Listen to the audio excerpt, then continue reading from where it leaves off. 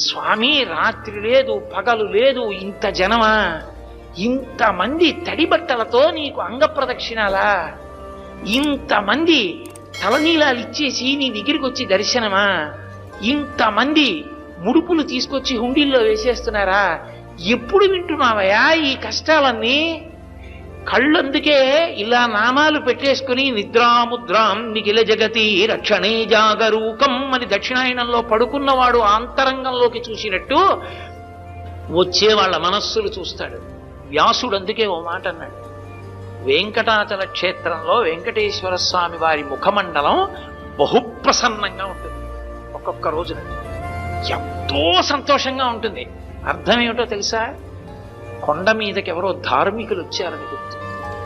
ధర్మమునందు విశేషమైన అనురక్తి ఉన్న వాళ్ళు కొండ మీదకి వచ్చారనుకోండి, ఆ రోజు మురిసిపోతాట, రే ఒక్కడు వచ్చాడు రా.